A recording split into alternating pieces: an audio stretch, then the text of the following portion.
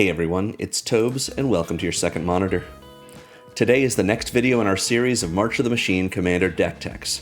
I'm covering every legendary creature from the March of the Machine main set in no particular order, plus the extra legends from Mom Jumpstart, the special pre-release promos, and if there's interest, I may even do the non-face legends from the Mom Commander products. So if you have a request for a specific deck you'd like to see me build, let me know in the comments below. As you see, today, our commander is Rankle and Torbran, respectively the former Lord of the Fairies and the current Thane of Redfell, both from Eldraine's Wilds. This team-up of a noble near knight and a chaotic prankster got its own side story during March of the Machine, and I've linked it in the description below. Throne of Eldraine is my favorite set, so I'm excited to show you what I put together for these two characters. But first, let's go over my deck building template. I like to build my decks around my commander. It's a cool card, so I would like to show off to my friends, why it's so cool. So, my game plan is 30 cards I've put toward doing what my commander wants me to do. It's what I'm trying to do at the table, how I try to win. I put 30 more cards toward these three categories of support for that game plan: card advantage, acceleration, interaction. I usually run one or two sweepers, sometimes I'll run none, sometimes if it would play into my game plan, I'll do more than two, but I typically keep to my floor of 38 lands, because I want to be able to make sure that I hit my land drops and therefore can cast my spells. So let's talk about our team-up commander. Rankle and Torbran is a legendary fairy dwarf. It's a 3/4 with flying, first strike, and haste. And whenever it deals combat damage to a player or battle, we choose any number. Either each player creates a treasure token, each player sacrifices a creature of their choice, or if a source would deal combat damage to a player or battle this turn, it deals that much damage plus 2 instead. So this is a sabotage trigger. It's something that happens when Rankle and Torbran hits a player, but Rankle and Torbran has first strike. So this is going to happen before any of our other attacking creatures are able to do that damage, which is why this works so well. We swing in with a couple of creatures, Rankle and Torbran hits first, we choose this final mode, and now all of our creatures that are doing damage to a player or a battle are going to do an extra 2. But what's great is we can not just have this happen when we hit a player, we can have this happen when we hit a battle. So we have a few battles in this deck to take advantage of that. And it's just nice to be able to see that we've got so many options, making treasures, sacrificing creatures, being able to give things to people, take things from people. It seems all right. It's just like the original Rankle card. Our commander plays a little mini game of choices once we hit them. Once we hit our opponents, that is. Maybe everyone gets a prize. Maybe everyone pays a price. Or maybe Torbran offers our opponents a taste of Dwarven steel. And Rankle is so unpredictable that we don't have to choose just one of these. We can do 2 or all 3. Our deck has a lot going on. All of it based on our commander's 3 choices, which I'll call their pranks. And all of the things we have going on are playful, from the perspective at least of an evil fae. We're a treasure deck, taking advantage of the treasures we make for ourselves and punishing our opponents for using or sacrificing their own. We're a sacrifice deck, and we have ways to make tokens, recur our non-tokens, and even take our opponent's creatures out for our own sack fodder. Most of all, we're a burn deck, taking full advantage of the edge Torbran gives us every turn we can. And with our commander triggering on damage to battles as well as to players, we can keep the fun going as long as we want. But why should we keep all these fun decisions to ourselves? How much better to share our games with our friends? We have 10 cards I've tagged as pranks, which do just that. Villainous choices, secret council votes, and old-fashioned pick your poisons keep our opponents guessing. They become so used to seeing us make painful choices on their behalfs that keeping up with all we have going on and answering these hard asks on top of watching their other opponents' boards means they're going to have no brain power left for their own game plans. Too much to account for, too many guesses to make, and too many chances to pick the wrong path when we pose them another fork in the road. In the end, we cackle and grin as their eyes blur, their heads spin, and they're overtaken with the scariest part of Magic: analysis paralysis. You'll enjoy this deck if you like seeing your friends squirm in the face of options, whether yours or their own, or if you like knowing that when it comes to winning, combat damage is just the beginning. So, as usual, this Mox Field list is linked to the video's description. If you want to take a look at the bottom of it, you will see the considering section. It's a lot of cards I considered and that did not make the cut, but maybe you have a bigger budget or a smaller budget, and these cards will give you a good starting point for building your own version of this deck, if you don't want to copy me directly. And if you do, good for you. Either way is fine. Commander is for creative deck building. So we have a lot of burn cards I'd love us to start with, but first, I'm really excited to show you these pranks. So let's take a look at these 10 cards I've labeled prank because they let our opponent, or have our opponent, make an interesting choice. So, Zayoa Lavatongue is a 2-mana 2/2 Goblin Warlock in black and red. It has Death Touch, and it says at the beginning of your end step, if you descended to this turn, each opponent may discard a card or sacrifice a permanent of their choice. Zayoa deals 3 damage to each opponent who didn't. So descending means a permanent card we controlled was put into our graveyard, or a permanent card, rather, it doesn't have to be one we controlled, I guess, but was put into a graveyard from anywhere, into our graveyard. So this is a fun sort of like Torment of Scarabs, Torment of Hailfire kind of effect. They're going to take 3 damage, or discard a card, or sacrifice a permanent. We have to descend in order to make this work, which means it has to be a permanent card that gets put into our graveyard. That means treasures don't count. Treasures are not cards, they are tokens. That's sort of the only thing that's special about tokens. They don't count as cards. But if we had one of our creatures leave the battlefield, like if we sacrificed something to Rankle and Torbran's second prank, then we'll be able to have Zayoa trigger at the beginning of our end step, as long as we descended. And descending isn't that hard, and it gives our opponents, and it's each opponent, all of these different options. What's great about this especially, and I want to just call this out, is that Zayoa deals 3 damage to each opponent, which means Rankle and Torbran, if they have done damage, combat damage to a battle or to another player,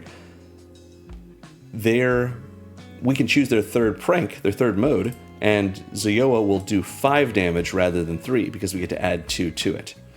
So this is a nice way for us to be pumped up and sort of synergize with our commander, but it's just a fun choice that our opponents have to make. Do you want to get rid of a card? Do you want to lose one of your permanents? Doesn't have to be a creature, but it can be a permanent. It could even be a land. Or do you want to take 3 or maybe 5 damage? Next up, from Foundations, we have Perforating Artist. I think this card is great. 1 and a black and a red, rather, for a 3/2 Devil with Death Touch and with Raid. At the beginning of our end step, same as Zayoa, if we've attacked this turn, each opponent loses 3 life unless that player sacrifices a non-land permanent of their choice or discards a card. So almost the same as Zayoa, but we only have to have attacked for this to trigger. The Perforating Artist doesn't even have to be in play when we perform our attack, let alone be one of the attacking creatures. As long as it is in play before our end step, if we attacked that turn, it will trigger on our end step. Now, unlike Zayoa, the Perforating Artist causes our opponents to lose life. Damage causes loss of life, but loss of life and damage are not the same thing. So this will not be enhanced by our commander's third mode. It's just going to be 3 life either way. In addition, it's a non-land permanent that they have to sacrifice, which is good in some ways. It means that they're not able to just throw away an extra land that they have, but, being able to make them Stone Rain themselves is pretty nice too. So Perforating Artist requires less of us, but doesn't do quite the same thing and synergize quite as much as Zayoa does.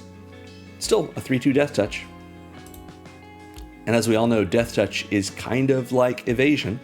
In Commander, people are willing to take extra damage if it means not losing their stuff. They've got so much life, might as well. Next, from the new Commander decks, this is Protection Racket. I always want to use this card, but I never find a good place for it, but this is a good one. For 2 and a black, we have an enchantment that says at the beginning of your upkeep, repeat the following process for each opponent in turn order. reveal the top card of your library. That player may pay life equal to that card's mana value, and if they do, exile that card. Otherwise, put it in your hand. So this, for you old heads out there, this bob's extremely wrong. It's essentially giving us every opponent a chance to have us not draw a card, but they've got to pay life for it. So if we reveal the top card of our library and it's a land, they're probably going to have us exile it. But if it's not a land, if it's something that's worth some mana, are they going to just lose life? I think they probably will, unless they just don't care about that card or they're really low on life. So this is going to be us exiling cards from the top of our library, which is fine. Or it might be us drawing cards later in the game. Getting late game card draw is a great advantage from this. And we get to give them this little question. We turn to the person on our left and say, okay, for you, take a look at this card. What do you think? Oh, you're going to pay some life? It's worth noting that even if this happened at a time when our commander, their third prank could affect this, it doesn't, because this is paying life rather than Protection Racket or a source of ours doing damage. It's not enhanced by our commander, but worth remembering, Protection Racket's fun. And, sometimes people play cards that give them extra beginning phases at the end of their turn. Maybe you would do that with this card, and it still doesn't work with Rankle and Torbran. Just worth remembering. Next up is Sin Prodder. This is 2 and a red for a 3/2 Devil with Menace. At the beginning of your upkeep, it says, reveal the top card of your library. Any opponent may have you put that card into your graveyard, and if that player does, this creature deals damage to that player equal to that card's mana value. Otherwise, put that card in your hand. This is very much like Protection Racket, but rather than being exiled, it goes to the graveyard, and rather than having to pay life, they take damage. So either we get a card, or they're going to take damage equal to the card's mana value, and we're going to put it in our graveyard, which maybe means we can recur it. In addition, Sin Prodder is a 3/2 menace for 3, which is a fine body. It also means, because it's a creature, that it's easier to remove than Protection Racket, but they're sort of doing a similar dance here. Imagine having both of these out at the same time. You have to go around in turn order, and then Sin Prodder is affected by any opponent. So anyone can stop us from getting this extra card, but it's fine. That means someone is taking damage on behalf of the team, and maybe you can use that to your advantage in a political way, like, look, I want to attack you, but you already took some damage from me. Maybe you want to leave me alone because I'm not going to attack you since you already took that damage, or maybe you want to take some more damage from me. Maybe you want to attack someone else rather than me. You could probably play this in an interesting direction, and that's very, tricksy and appropriate for Rankle and Torbran. Next, from the Duskmourn Commander's product, it is Star Athlete. 1 and double red for a 3/2 menace, we got another one of those, that says when it attacks, choose up to 1 target non-land permanent. Its controller may sacrifice it, and if they don't, this creature deals 5 damage to that player. So it's another fun choice. Either we say, hey, opponent with the biggest, scariest thing on the board, I'm attacking you with my Star Athlete. As soon as I attack, I choose your big, dangerous thing. Would you like to sacrifice it, or would you like to just go ahead and take 5? In addition, Star Athlete has Blitz for 3 and a red. Blitz means we can cast this as an alternate cost. When it comes in, it will gain haste, and whenever it would die, we draw a card. But we also have to sacrifice it at the next end step. So it may be worth it to get a 3/2 menace with haste into play that has this trigger when we attack with it, and we ensure that it's going to replace itself either when it dies in combat or at the end step when we sacrifice it. Next, from the Doctor Who decks, it's Ensnared by the Mara. I don't know Doctor Who, but this is a cool art, and so I kind of want to know what the Mara are. For 2 and double red, we have a sorcery that says each opponent faces a villainous choice. This is a cool thing from a cool new mechanic from the Doctor Who decks. The choice is either each opponent exiles cards from the top of their library until they exile a non-land, and then we can cast that card without paying its mana cost. Or that player exiles the top 4 cards of their library, and Ensnared by the Mara deals damage equal to the total mana value of those exiled cards to that player. So in a way, this is sort of doing a combustible gear Hulk impression. Like, we get to cast free cards, or they take a bunch of damage based on cards that get milled. Yeah, it's not actually mill, but still. They get to either choose, and it's each opponent. And so, of course, that'll resolve in turn order. Either we get a free spell, or we get, a bunch of damage done to our opponent. This is a great example of why Rankle and Torbran, this deck, typically you play your spells after combat. It doesn't always happen that way, but generally you want to attack first, get in with Rankle and Torbran, have your triggers go off, and then cast your spells, so your opponents have no idea what's going to be happening based on your triggers. This is a difference from, not everyone's, but a lot of players' sort of play pattern is to play your spells pre-combat and then sort of never have spells that you cast post-combat, or at least not often. So if you always say, okay, untap, upkeep, draw, move to combat, it sort of throws people off their game. And then you say, all right, post-combat, go to my main phase, I have like 4 spells to cast. It makes people worry. Like it just sort of, it's like having a backward stance in martial arts, Some people don't know how to deal with it. This is a lot of fun and a good example of that. So next up, we have Midnight Crusader Shuttle, also from Doctor Who. 4 generic mana for a 3/4 artifact vehicle with crew 2, so not hard to crew, that says Midnight Entity. Whenever this vehicle attacks, defending player faces a villainous choice. That player sacrifices a creature of their choice, or we gain control of a creature of our choice, and that player controls until end of turn. And if we gain control of a creature that way, we tap it and it's attacking that player. So there's 2 ways we can use this. Either we attack with the shuttle, and either our opponent has to sacrifice a creature, or we steal one and it's now attacking them, or we use, that's going to happen either way.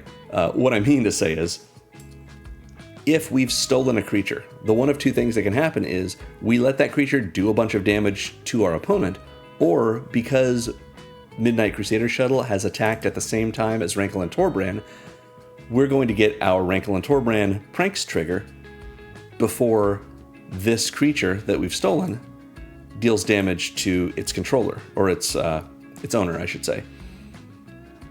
What we can do with that is we can choose the second prank, which is each player sacrifices a creature, and we can sacrifice the creature that we stole. So if we want to, let's say, attack with the Midnight Crusader Shuttle, we attack a player that can't handle a 3/4 except with one of their creatures, we steal their creature, or they sacrifice something, of course, but assuming we get to steal a creature, they get to choose that we get to steal something, we get to choose which creature we steal. So we steal their best creature, and then when Rankle and Torbran does its first strike damage, its trigger will go off, we choose the second prank, and we force them to sacrifice one of their other creatures, if they have one, in addition to us sacrificing whatever we stole of theirs. So this is a little bit of roundabout removal, if they're willing to do that, and if we aren't able to get them to give us control of one of their creatures, they're going to have to sacrifice a creature. So we may be able to get rid of whatever we were worried about either way. And we actually have a couple of forms of evasion in this deck, so we'll talk about that a little bit later. Next, Mob Verdict. For 2 and double red, we have a sorcery that says Secret Council. Each player secretly votes for another player, then those votes are revealed. For each vote an opponent received, Mob Verdict deals 2 damage to that player and each creature that player controls, and for each vote you received, draw a card. So this is almost like a little bit of a baby board wipe, because if we have Rankle and Torbran trigger and we choose their third prank, this 2 damage is going to become 4 damage. And it's going to affect, 4 damage at least to the players. And the creatures are going to take 2, which is still pretty good. I mean, that's Pyroclasm. So being able to have this happen at random is a lot of fun. Just being able to see like, all right, everyone, we're about to do a secret vote. But before we do, I'd like to do a little politicking. I'd like to campaign a little bit. I think the votes should go in this direction. When we do that, we almost always want to say, here's what could happen. If it goes at opponent B, they're gonna lose all their tokens. If it goes at opponent A, they're gonna take extra damage because we have our Rankle and Torbran trigger, and that damage is really gonna hurt them because they're low on life. However, all of that said, I would like you all to know you should vote for me because I think I deserve some cards. And at the very least, we can choose whoever it would be beneficial to us to do damage to. If a player gets voted for multiple times, that's going to be additional 2 damage instances. Just like if we get voted for multiple times, we draw cards.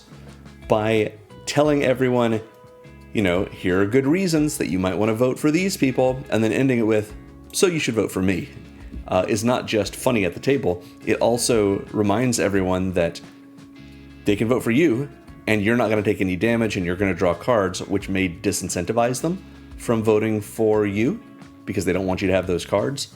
But then they have to decide who are they willing to hit. Worth mentioning as well, some players are going to only have big creatures, and only have, and have a lot of life, at which point you could say something along the lines of, it's really not going to hurt that player very much, Yes, the damage stacks up, but they're the one that can take it best. We should all probably vote for them, which is why you should vote for me. At the very least, what people are probably going to do at that point is say, yeah, we can heap it on that player, and they won't be too affected by it, too aversely affected at least. Which means we've just done a huge amount of damage to them, because if this is post Rankle and Torbran's pranks, that's 4 damage for each vote that they get. That can really add up. 16 damage is a possibility if they vote for themselves, Yeah, that seems like a lot of fun. This just creates such a fun mini game at the table, which is what the prank section of this deck is all about. Even better, however, is Prisoner's Dilemma. I'm so glad they printed this card in the Murders at Karlov Manor Commander product. For 3 and double red, so it's a little expensive, we get a sorcery that says each opponent secretly chooses Silence or Snitch. Then the choices are revealed. If each opponent chose Silence, Prisoner's Dilemma deals 4 damage to each of them. If each opponent chose Snitch, Prisoner's Dilemma deals 8 damage to each of them. Otherwise, Prisoner's Dilemma deals 12 damage to each opponent who chose Silence.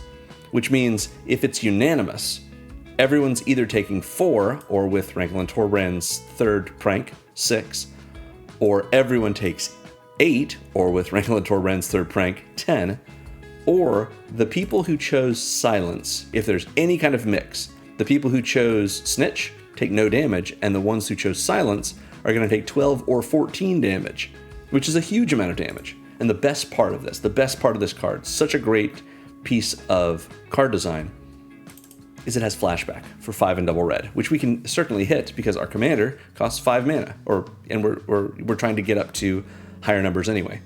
The reason flashback is so great for this is because it means, in all likelihood, this has already happened once. So everyone remembers why they took damage, or who took damage, and how it turned out, and that's going to influence their choices the next go-round. If everyone chooses Snitch, that might be an 8 or 10 damage for everyone. So the Prisoner's Dilemma, classic game theory thought experiment, incredible Magic card, and perfect for this deck. Finally, in this section, we have the Dalek Emperor, also from the Doctor Who decks. For 5, a black and a red, it's a 6/6 legendary artifact creature Dalek, but it has affinity for Daleks, which may be relevant. Which is to say, it costs 1 generic mana less for each Dalek we control. It gives all of our Daleks haste, and at the beginning of combat, each opponent faces a villainous choice.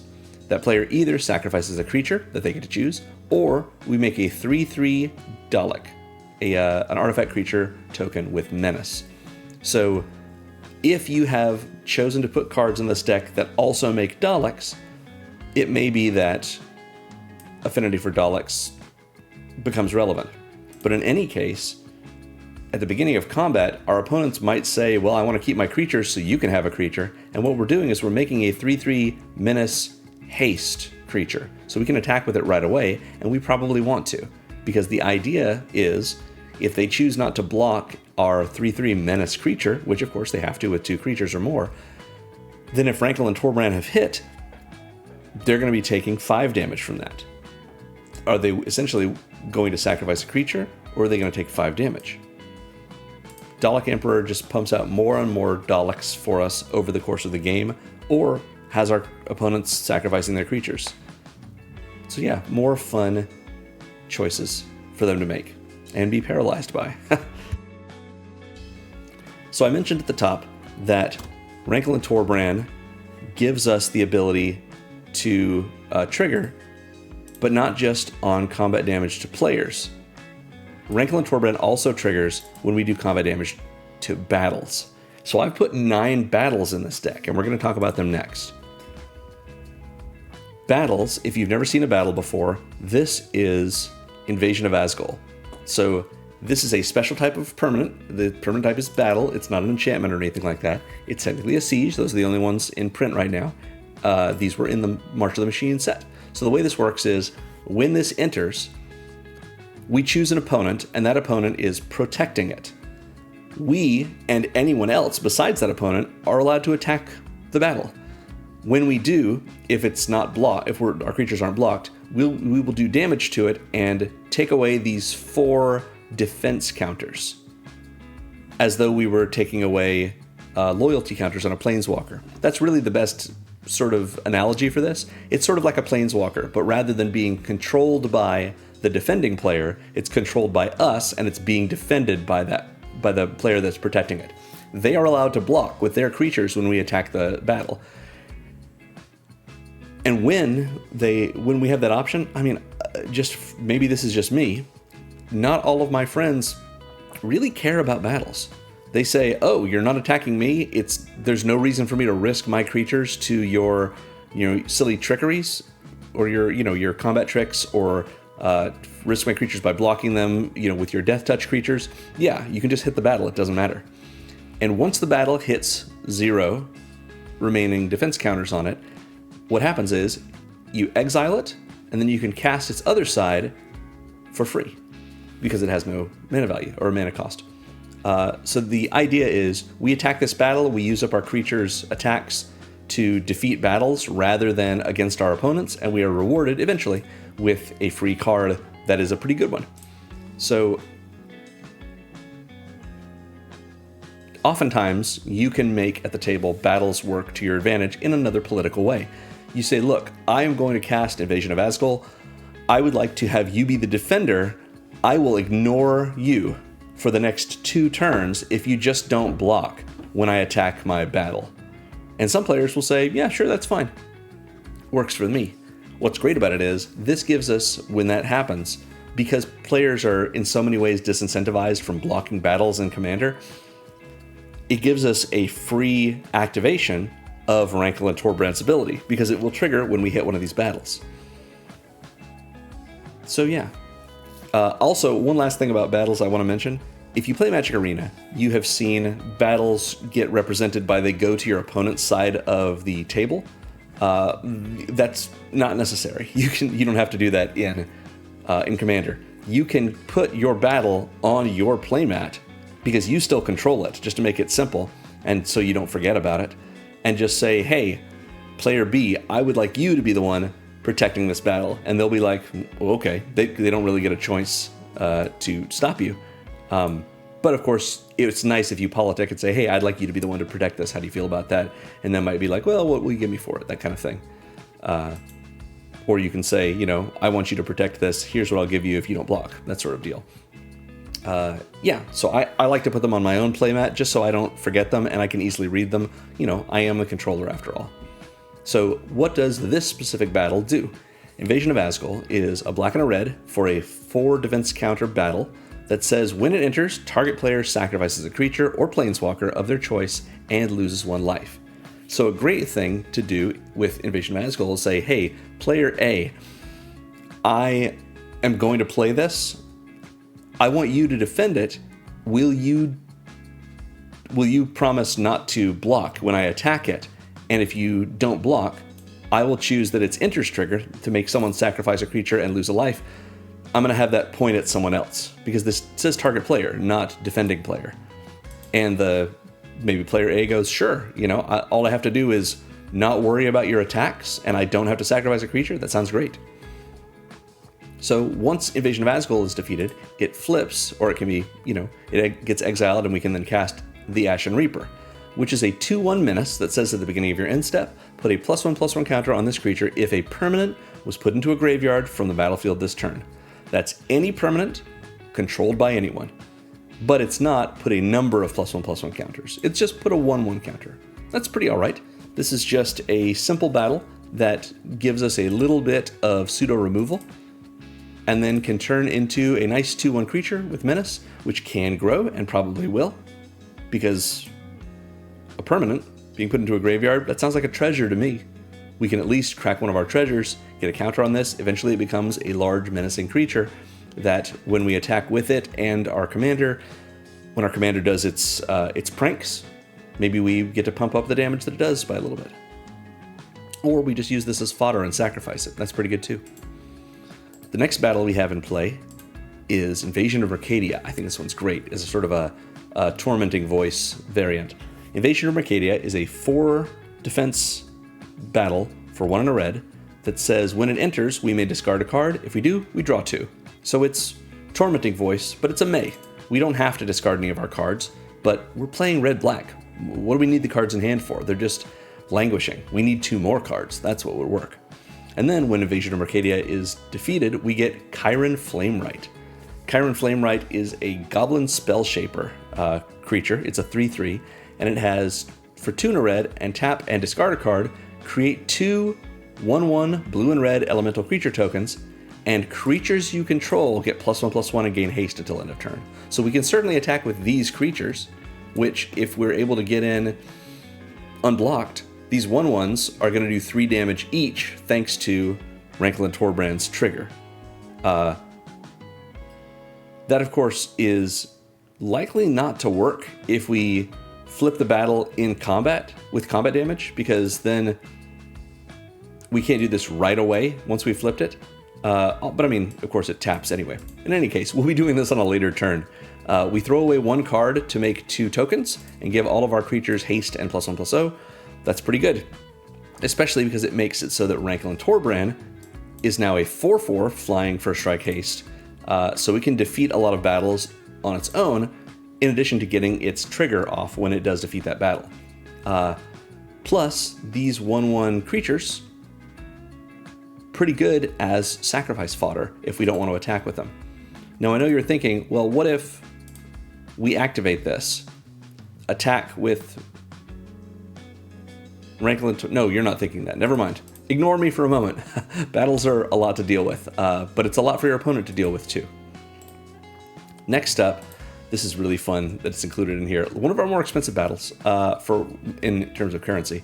1 and a red for a 5 defense battle is Invasion of Tarkir. When this siege enters, reveal any number of dragon cards from your hand, which in this deck we are running 2 dragons, which I think this actually is one of, but we'll see soon. Reveal any number of dragons when this enters. When you do, the siege deals X +2 damage to any other target, where X is the number of cards revealed this way. So at the very least, we're revealing 0 dragons, and we're doing 2 damage to any other target, which of course might be 4 damage if Rankle and Torbran have done their work. If we play Invasion of Tarkir post-combat, let's say. And then, after we defeat it for 5 defense counters, we get a Defiant Thundermaw, which is a 4/4 flying trample dragon, which says whenever a dragon you control attacks, it deals 2 damage to any target. So this is not going to be enhanced by our commander's ability, because this is an attack trigger, and Rankle and Torbran their pranks trigger on damage, but this is 2 damage to any target, so it's a free shock every time this creature or any of our other dragons, which I think is just 1, attack. We can double those up, and that's 4 damage if we've got both dragons in play. Besides, 4/4 flying trample, not bad. Next up we have Invasion of Regatha. This is a 2 and a red siege for 5, or that has 5 defense counters on it. And when it enters, it deals 4 damage to another target battle or opponent, and 1 damage to up to 1 target creature. So if we play this post-combat and we have gotten the 3rd prank off on Rankle and Torbran, it's going to do 6 damage to an opponent or battle, and it's going to lightning bolt one of the creatures in play, which may be a creature that took damage from one of our other creatures during combat, and this is just us finishing it off. That may be true of the 1 damage too, but we might be able to get a lot more things with a lightning bolt than with just a little ping. Plus 4 damage to an opponent, which could be 6 damage, might win us the game against them if we're burning them a lot, but it also hits battles. So we can play Invasion of Regatha, and it's doing 4 damage, which would not defeat the invasion itself, but it will if Rankle and Torbran's 3rd prank has gone off, and it's 6 damage. So this lets us have Invasion of Regatha enter, and just defeat another battle. It can't hit itself, but just we get immediate value right away. Or we hit our opponent, which is sort of the reason we're here. Next, oh wow, I love Invasion of Innistrad. For 2 and double black, we get an invasion that has flash, so we can play this mid-combat if we really want to. When it enters, target creature and opponent controls gets -13/-13 until end of turn. This is basically just kill anything. If it doesn't have hexproof or shroud, or it doesn't have toughness 14 or better, we hit this and it just dies, even if it's indestructible. -13 to its toughness will kill any indestructible thing as well, as long as it doesn't have a toughness above 13. Then, Invasion of Innistrad, with its 5 defense counters, when we defeat it, flips into Deluge of the Dead, an enchantment that says when the enchantment enters, so we're casting this backside, it will enter again, and we make 2/2 black zombie creature tokens. Those are just great sacrifice fodder for our commander's 2nd prank. In addition, we can pay 2 and a black and exile a target card from a graveyard, and if it was a creature, we make a zombie. So we shut down an opponent's graveyard strategies. We take anyone who is saying, I'm going to cast Reanimate on this card, we'll say, well, in response, we're going to exile that card, and we're going to make a zombie for it. So we can keep, as long as we've got 2 and a black to keep spending, we can keep doing Rankle and Torbran's 2nd prank every turn by just making zombies and sacrificing them, letting our opponents have to sacrifice their own actual cards. Just a repeatable source of tokens is great, and it just comes with 2 for free. Amazing. Next is Invasion of Kaldheim. This is 3 and a red for a 4 defense siege that says when it enters, exile all cards from your hand and then draw that many cards. Until end of turn, you may play cards exiled this way. So this is like a wheel that you don't have to discard. Like, you pay the 3 and a red, and everything in your hand, let's say you had 4 other cards in your hand, go to exile, and you can still play them this turn.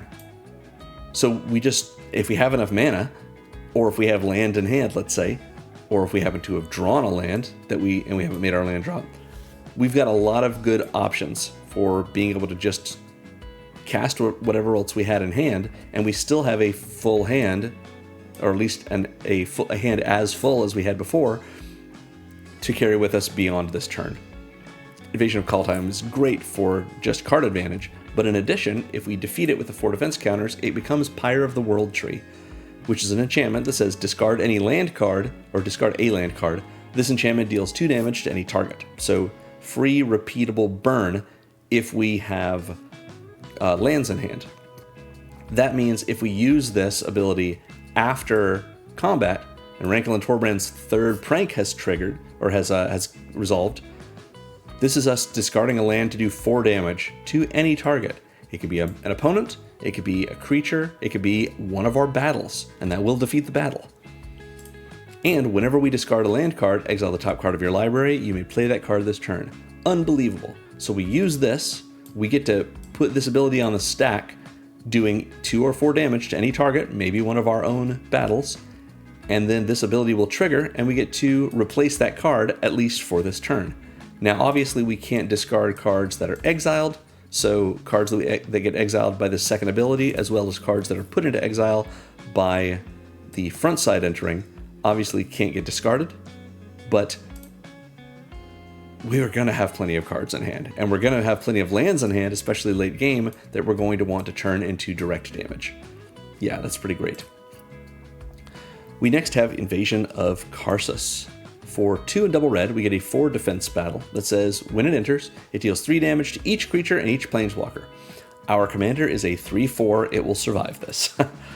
Maybe not all of our creatures will, but this is a small but significant board wipe that will get rid of planeswalkers as well, and it's damage based, which means if we use this post-combat, if Rankle and Torbran's last prank has triggered, this is going to do 5 damage instead.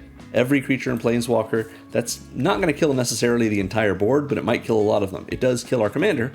Sometimes that's worth it. And of course, if we're worried about that, we can just not choose the 3rd prank on Rankle and Torbran that turn, and then do the 3 damage to everything.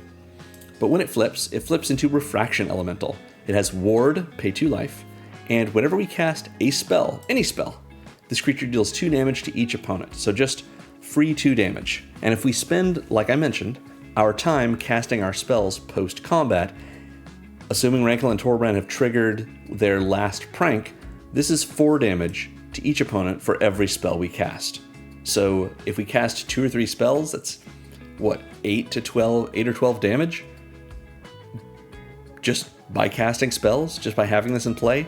And if they want to get rid of it, they've got to pay 2 life to do so. Now, of course, that doesn't get doubled, of course, like I mentioned, because it's them paying life rather than taking damage, but it's more life that it costs them.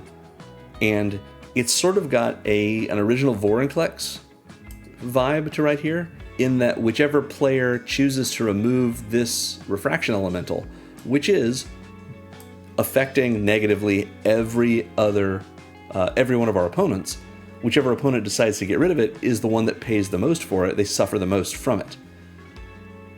So everyone else sort of benefits. So in a way, if you bring this up, maybe it might disincentivize these players from saying, you know what, I have a removal spell, but I'm going to use it on your creature rather than this Refraction Elemental, because maybe I can survive it longer, rather than get rid of the thing that's annoying them by hitting for 2 damage or 4 damage every time we cast a spell. Next is Invasion of Ulgratha. Ulgratha, if you don't know, is the plane that the set of Homelands is set on. Homelands is widely regarded as one of the worst sets in Magic history. I played it back in the 90s, and I liked it because I didn't know anything. Anyway, Invasion of Ulgratha is 4 and a black for a 5 defense siege. When it comes in, it deals 3 damage to any other target, and we gain 3 life. So just a nice lightning helix for us. It is damage, so it will be increased by our commander's 3rd prank. The life will not. It's not. It doesn't say it deals 3 damage and you gain that much life. But it is a nice little bit of possible removal, possible us defeating a battle. Maybe we just hit a battle with Rankle and Torbran and we need to finish it off, or we need to finish off a different battle. But also it can go face, and we gain 3 life off of it. And when we defeat the invasion, it flips into Grandmother Ravi Singer. Baron Singer, classic card that I opened one of on the last pack of Homelands I ever bought. Anyway, it's a 3/3 flyer that says whenever a creature an opponent controls dies, which it's going to a lot because we're doing combat and we're doing burn, put a 1/1 counter on Grandmother Ravi Singer and you gain 1 life. Just very exciting card, and a 3/3 flyer on its own is very good, but it's just going to keep getting bigger. One last Homelands note. The flavor text is I do enjoy a good Apocalypse. Apocalypse Chime is a card from Homelands that it destroys every card in play from the Homelands expansion. It's one of the only cards in Magic that specifically targets the expansion cards are from, or specifically affects that.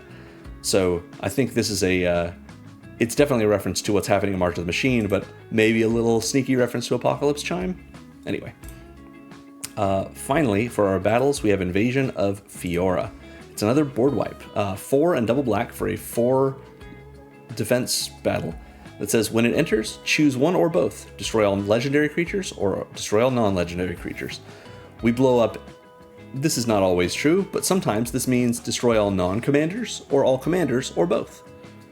And then when we flip it, it flips into Marchesa, Resolute Monarch. Very exciting card. Menace and Death Touch on this 3/6 legendary human noble. Whenever Marchesa attacks, we remove all counters from up to one target permanent, which means on attack, we defeat a battle that we have in play. If we don't want to, I don't know, remove a bunch of +1/+1 counters from our counters playing opponent and their best creature. And at the beginning of our upkeep, if we haven't been dealt combat damage since our last turn, we draw a card and lose a life. So if we're able to protect ourselves, which in all likelihood we are, because we have a 3/6 Death Touch blocker in play, we're going to be able to draw a card during our upkeep.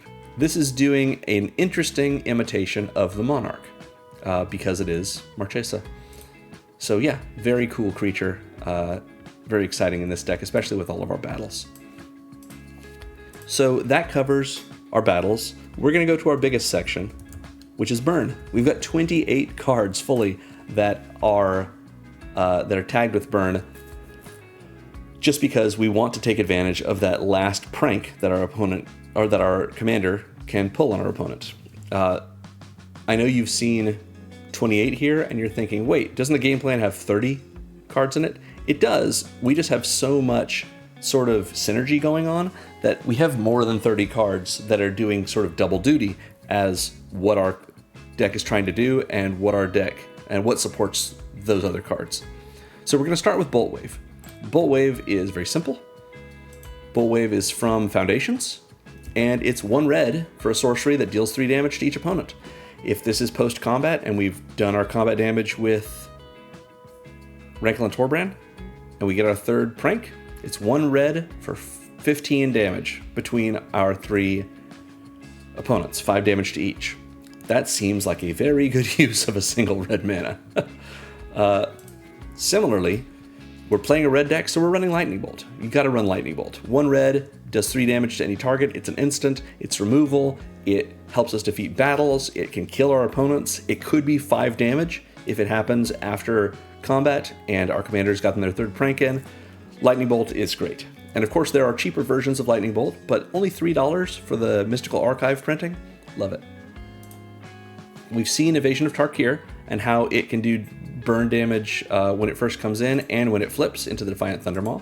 Let's now talk about Jury, Master of the Review. Jury is a red and a black for a 1/1 legendary human shaman with 2 abilities. When we sacrifice a permanent, put a 1/1 counter on Jury. That means our treasures, that means our creatures when our commander's 2nd prank goes off, and whenever Jury dies, it deals damage equal to its power to any target. That's any target. So again, we can hit battles, we can hit opponents, we can hit creatures, and if this has happened in combat, hopefully we've already gotten Rankle and Torbran's pranks to trigger, because that happened with first strike damage. So maybe Jury's damage that they're doing has 2 added to it from that 3rd prank. Next, Oni Cult Anvil. If you played Standard during Neon Dynasty, you remember this card. For a red and a black, we have an artifact that says, whenever 1 or more artifacts you control leave the battlefield during your turn, make a 1/1 construct artifact creature token. This only triggers once each turn. So whenever 1 or more artifacts leave the battlefield during our turn, which means we can't sacrifice treasures on our opponent's turns and have this trigger, it's only once each turn and it's only during our turn. But still, a free 1/1 creature is pretty great just for sacrificing a treasure, let's say, because it gives us the ability to sack the treasure for mana like we would have done anyway, and then have a creature token in play that we can sacrifice to the 2nd prank on Rankle and Torbran. In addition, maybe we don't crack a treasure, maybe we have an artifact already in play, or maybe we just have this construct, artifact creature token, in play from last turn. We can then tap the Oni Cult Anvil and sacrifice that artifact, and then the anvil deals 1 damage to each opponent and we gain a life. If this happens post-combat, this is a Bolt Wave. This is Oni Cult Anvil doing 1+2 from the 3rd prank on Rankle and Torbran to each opponent. 3 damage to everyone because we sacked an artifact that we already had and we just gain a life off of it as well, and we can do this repeatedly. Come on. Next up, this is just really fun in this deck. It's Rakdos Charm, a black and a red for another fun decision for us. Sometimes we want to make additional decisions beyond just what's on our commander. It's an instant that says choose one. Exile target player's graveyard, so the graveyard player, shut them down. Destroy target artifact, which is good removal for artifacts that are annoying, like, I don't know, the Endstone these days. Or, my favorite, each creature deals 1 damage to its controller. So if we are facing an opponent that is running tokens, and they've just got the widest board in the world, now they're going to take a damage from each of those creatures. If those creatures have lifelink, then that controller will gain life equal to the damage dealt by the creature. But if not, this is just a lot of damage. I do want to talk about how that is affected by Rankle and Torbran's ability. Rankle and Torbran says, if a source would deal damage to a player or battle this turn, it deals that much damage plus 2 instead. Rakdos Charm has each creature dealing damage to its controller. Our commander's ability does not say if a source you control would deal damage. So if we use this post-combat, or if we use this just post the resolution of our commander's ability, we get the 3rd prank, adding 2 damage to things. We can cast this before regular combat damage is dealt if we want, and have our opponent's creatures deal 3 damage each to their controller. That might mean we can attack with a bunch of our creatures, have blocks happen, have Rankle and Torbran trigger, and then before combat damage is dealt, even though it looks like we're going to be losing a bunch of our other creatures in combat, we Rakdos Charm. Each of the creatures that are defending players, that are defending player controls, deals 3 damage to its opponent, or 3 damage to its controller. Maybe that kills them, which means they and all of the objects they own leave the game, which means we're suddenly out of combat and none of our creatures have taken damage because all the blockers left with their controller. Totally feasible, reasonable, maybe even expected thing to happen if it's late enough in the game. Rakdos Charm just kills people sometimes. And in this deck, turning it from 1 damage into 3 for each creature, yeah, sounds fun. Sardian Avenger from the Brothers War. I believe it's the Commander product, but I'm not sure if it was actually printed in the Commander decks. I think it might be just a set booster bonus card. Anyway, 1 and a red for a 1/1 Goblin Warrior with first strike and trample. 1/1 with trample, love it. When this creature attacks, it gets +X+0 until end of turn, where X is the number of artifacts our opponents control. So remember all of those treasures that we've been giving people? If they haven't been using them, then when the Sardian Avenger attacks, this trigger is going to go on the stack. They either have to crack their treasures right then for probably no value because it's during the attack step, so the mana is going to empty from their pool by the time we move to blockers, so they won't get to use it for spells they may have that aren't instants in that moment. Or they don't crack them, and the Sardian Avenger gets a big power bonus. In addition, whenever an artifact an opponent controls is put into a graveyard from the battlefield, this creature deals 1 damage to that player. So that means Sardian Avenger attacks. They have a bunch of treasures. They can either sacrifice them so it doesn't get a power boost, or leave them in play and it does get it. If they leave them in play, it's got a big power boost. If they sacrifice them, the Sardian Avenger is going to do damage to them from those treasures anyway. This affects any artifact an opponent controls. So if someone is playing some kind of egg, like Mind Stone, or something to that effect, Candy Trail, let's say, or if they're just using the treasures that we're giving them, tokens do go to the graveyard. When they go to the graveyard as a state-based action, they cease to exist. But that state-based action doesn't happen until they are in the graveyard, which means they have been put into a graveyard, which means Sardian Avenger will deal a damage to that player. But what if all of this happens when the Avenger is not attacking? What if we're able to get them to sacrifice their treasures, or when we destroy their artifacts post-combat? Then Sardian Avenger is not just doing 1 damage, it's doing 3. if we've chosen that third prank on Rankle and Torbran. So very dangerous supplemental like support card in Sardian Avenger. And maybe a good attacker too. Similarly, we have Vengeful Tracker. 1 and a red for a 2/2 human detective that says whenever an opponent sacrifices an artifact, this creature deals 2 damage to them. So it has to be a sacrifice. It's not just if we blow up an artifact of theirs. But whenever they sacrifice something, and we're going to be giving people treasures because we want those treasures ourselves, they're going to have to have 2 damage. They're going to take 2 damage in addition to whatever, in addition to being able to get that mana. And if we've had Rankle the Torbran's third prank go off, it's 4 damage instead. I think it should make it clear the burn section is all cards that deal damage, not just force our opponents to lose life. This is specifically damage, so everything in this section is at least somehow going to be enhanced by Rankle and Torbran's third prank. So we've seen Zioa and how Zioa can deal damage to opponents that don't sacrifice a permanent or discard a card during our end step, if we descended.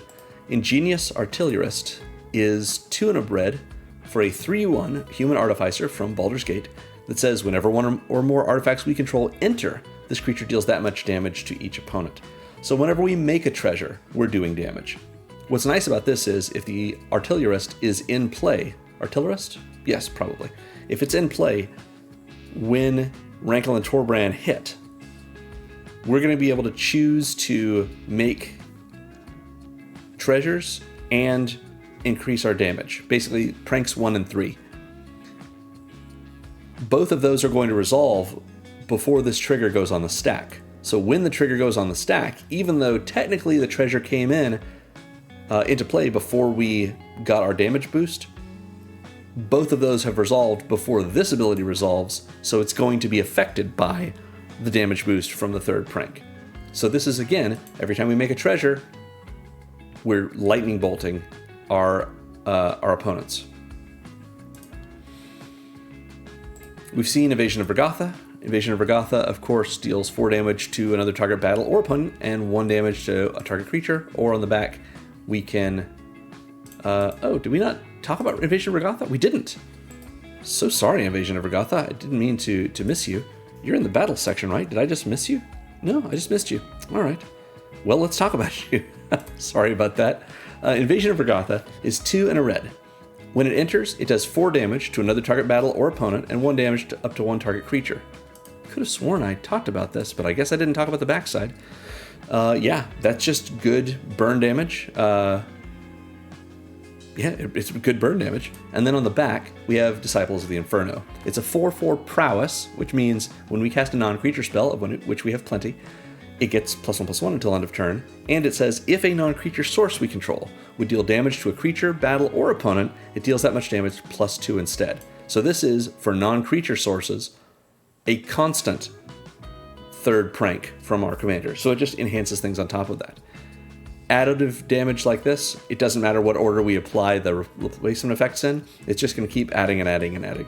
So if we've hit with Rankle and Torbran, we've chosen the third prank, we have Disciples of the Inferno in play, and post-combat we cast Bolt Wave, it's going to do 5 damage to everyone. I'm sorry, it's going to do 7 damage to everyone, because base 3 +2 for the Disciples of the Inferno, and 2 more from our commander. Sorry about that, everyone. Don't worry, I'm going to talk about all the cards, just maybe not in the right order. So Mayhem Devil is next. A classic from War of the Spark, saw a lot of play during Standard. 1, a black and a red for a 3/3 Devil that says whenever a player sacrifices a permanent, this creature deals 1 damage to any target. This triggers on every player sacrificing any kind of permanent. This is us cracking treasures, this is our opponents cracking treasures, this is either our opponents or us sacrificing creatures to our commander's second prank. All of those things happen, and Mayhem Devil is going to deal 1 damage per thing sacrificed. Whoever sacrificed it, whatever it was, doesn't matter. Mayhem Devil is going to see it, trigger, do a damage to any target. If we have hit with our commander, and we choose all 3 of our pranks, and the creature we sacrifice is not Mayhem Devil, at least, then what we're going to do is every player is going to make a treasure, every player is going to sacrifice a creature, and Mayhem Devil is going to see those creatures get sacrificed and do 3 damage from the third prank to any target for each creature that got sacrificed. And then any treasures that get cracked that turn, it's still going to do 3 damage because it's still the same turn that we had our third prank go off. So Mayhem Devil, even the 1 damage is enough a lot of the time to pick off a creature who is either low on toughness or has had damage marked on it already. Maybe we use this to defeat our battles. If Rankle and Torbran has only done 3 damage to a battle and the battle had 4 defense counters on it, we can do so much with Mayhem Devil. So good in this deck, and a real strong candidate for as removal bait, which means if a Mayhem Devil's eating a removal spell, maybe our commander isn't. Next up, we have Pain Distributor from the March of the Machine commander product. Pain Distributor is 2 and a red for a 2/3 Devil Citizen with Menace. A lot of devils in this deck. It says whenever a player casts their first spell each turn, they create a treasure. That is a player, so that means us, and first spell means just no spells other than the first one. So it's only going to happen once per turn, or 0 times per turn if they don't cast any spells, but it affects every player. In addition, whenever an artifact an opponent controls is put into a graveyard from the battlefield, so similar trigger to what we saw earlier, this creature deals 1 damage to that player. So this punishes our opponents for using treasures and gives them treasures to use. It's a little bit of a back and forth. It's a little bit of a hard choice. We love giving them hard choices in this deck. Do they want to use their treasures?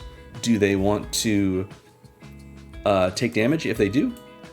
And this triggers per treasure. So if we had an opponent that saved up 6 or 7 treasures, maybe they crack them all, well, we're going to do 6 or 7 damage to them. Or if that happens post-combat on our turn and we've gotten the third prank of our commander off, that's 6 or 7 instances of 3 damage. And it's all to that player. We can't redirect it. It's not to any target. So they're just going to have to eat a whole bunch of damage, which incentivizes them, if they want to use their treasures, to do it on turns that are either their turn or a different, or earlier in our turn, which means they're going to eat less damage and still eat the damage. So yeah, just additive things popping up here with the Pain Distributor. We've already seen the Sin Prodder and how it will burn our opponents if they choose to, when we reveal a card during our upkeep, have us put that card in the graveyard.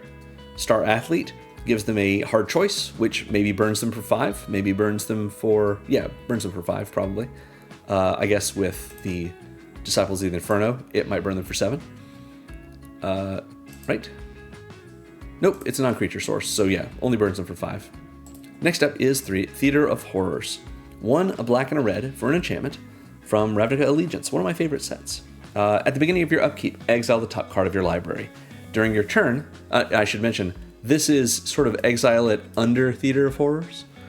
During your turn, if an opponent lost life this turn, you may play lands and cast spells from among cards exiled with this enchantment. So that's why we exile them under Theater of Horrors. We get to remember which cards were exiled with it. And all it says is they have to have lost life. So that's not necessarily just damage, it's the few cards we have in this set, in this deck, that also just make them lose life. So this sort of unlocks those cards that we can play post-combat, which we want to play things post-combat anyway. But if we don't have something that can do that damage, this enchantment deals 1 damage to target opponent or planeswalker for 3 and a red. That means, what if we attack a battle with our commander, and our commander is blocked, and we choose the third prank on it? Well, then we can pay 3 and a red to do 3 damage to an opponent and unlock all of the cards that are underneath the Theater of Horrors. That's a lot of mana, but if we really need a source of damage, this is a good way to get it. A free lightning, or a very expensive lightning bolt, is a lightning bolt nonetheless. Next is Unlicensed Disintegration. This is a really cool removal spell. 1, a black and a red for an instant that says destroy target creature. If you control an artifact, Unlicensed Disintegration deals 3 damage to that creature's controller. So this might be 5 damage after the third prank of our commander has triggered. And it blows up a creature, just kills the creature, and then 5 damage to our opponent. I really like this is a Rakdos card that sure looks like it's being administered by an Izzet person. Anyway, very cool. Alchemist's Talent. Oh, this one's so good in this deck. This is from the Bloomborough Commander decks. 3 in a red for a class enchantment, which means it comes in and it has this first ability. When it at sorcery speed, we can pay 1 in a red to give it to level it up to level 2, and now it has both of these abilities. At sorcery speed, after it's level 2, we can pay 4 in a red to level it up to level 3, and it has all 3 abilities. So it just gets better the more we pump into it. But what does it do? The first level, just what it gets when we cast it and it enters, when it enters, we make 2 tapped treasure tokens. So they're tapped, we can't use them right away, but we've got them and they'll be useful soon. Second level is treasures we control, tap for 2 mana. You know, we tap them and sacrifice them and we get 2 mana of any color. It's the same color, but that's still doubling the value of our treasures. In addition, level 3 is whenever we cast a spell, if mana from a treasure was spent to cast it, this class deals damage equal to that spell's mana value to each opponent. So if we're casting spells post-combat and we've gotten our commander's 3rd prank off, we just spend 1 treasure as part of the casting cost for a spell. You know, we pay the rest of that spell's casting cost with mana from lands or rocks or whatever. And then it only checks to see if mana from a treasure was used. So it doesn't have to be more than 1. As long as it's 1, we're going to be able to do to each opponent damage equal to that spell's mana value plus 2, thanks to that 3rd prank of our commander. So Alchemist's Talent helps us in 3 great ways. Totally worth pumping 9 mana, or no, not 9 mana, 11 mana into. Brazen Cannonade is next. 3 in a red for an enchantment that says whenever an attacking creature you control dies, this enchantment deals 2 damage to each opponent. So as long as it's not our commander, and that they've triggered and gotten their 3rd prank off, this is retributive strikes for all of our creatures that happen to die. And at the beginning of our post-combat main phase, if we attacked, we exile the top card of our library, and until the end of combat, on our next turn, we can play that card. So it's sort of, we get a card, a free extra card, for 1 whole turn. It just, that turn begins during our post-combat main phase and ends right before the post-combat main phase of our next turn. So yeah, Brazen Cannonade, a little bit of card advantage, definitely a little bit of punishment in the form of direct damage, and it hits each opponent. So if, you know, we attack opponent B and they block and kill 3 of our creatures, well, they and opponents A and C are all going to take 2 damage for each creature that died. If it happened after the 3rd prank on Rankle and Torbran, they're each going to take 4 damage for each creature that died. So that's a free 12 damage to each player. I think free 36 damage sounds good. Yeah. We've seen Ensnared by the Mara. It is a similar thing to the Sin Prodder. Next we have Garna, Bloodfist of Keld. Very cool. A new Garna from Dominaria United. For 1, a black and double red, we get a legendary human berserker. Garna's a 4/3, and it says whenever another creature we control dies, draw a card if it was attacking, otherwise Garna deals 1 damage to each opponent. So it just, again, punishes our opponents for killing our creatures. Either we get to draw cards, which is pretty likely, because we're going to be attacking with things, or if not, Garna's doing either 1 damage or 3 damage. Because let's say they decide to take out one of our creatures post-combat after we've triggered our 3rd prank on our commander. We can get this as lightning bolts. And it's lightning bolts to each opponent. So again, one person takes out, or one of our opponents takes out one of our creatures, all of our opponents suffer for it. We've seen Invasion of Kaldheim. It gives us card advantage and can burn things in the form of Pyre of the World Tree. We've seen Invasion of Karsus. Does a little bit of damage to each creature and each planeswalker, and also to each opponent as Refraction Elemental. Mob Verdict, of course, just does damage to other players and draws us cards. Next is Sanguinary Priest. Sanguinary Priest is a black card, so it looks like it would be a drain card, but it's actually burn. 3 and a black for a 2/4 Astartes Cleric with lifelink. It has the ability Blood Chalice, which is whenever another creature we control dies, this creature deals 1 damage to any target. It's a Blood Artist without gaining any life, but we can hit any target with it. And it is creatures that we control, but we have plenty of creatures that we control that are going to die, especially from our commander's second prank. We're getting a lot of sacrifices going on, and if our commander's second prank triggers and we have to sacrifice a creature, this ability is going to go on the stack after all of the pranks have finished resolving, which means this is going to be not necessarily 1 damage, it might be 3 damage if we chose the third prank as well. Vindictive Vampire is another Blood Artisty type card, 3 and a black for a 2/3 vampire that says whenever another creature we control dies, this creature deals 1 damage to each opponent and we gain 1 life. This hits each opponent and it is damage, and we're getting a little life off of it. So again, if we've gotten that third prank off, this is a free lightning bolt for each creature that we've had die to each of our opponents. So if we have, 2 of our creatures die, that's going to be 6 damage to each opponent, and we're going to gain 2 life off of it. We've seen Invasion of Voltron. When it comes in, it's sort of like a lightning helix, and of course, Ravi Singer's on the back. Prisoner's Dilemma, a delightful way of doing burn damage to things. And that covers our burn section. We have several other sections that supplement our game plan, but right now I want to talk about our support, our card advantage, acceleration, and interaction, starting with card advantage. This is the card advantage section. As always in my videos, I am shorthanding that as draw, even though not all of these cards actually draw us cards. It just gives us advantage and it's a little quicker to write. So Idol of Oblivion comes first. Idol of Oblivion is 2 generic mana for an artifact that says draw a card, activate only if you created a token this turn. It doesn't have to be a token creature.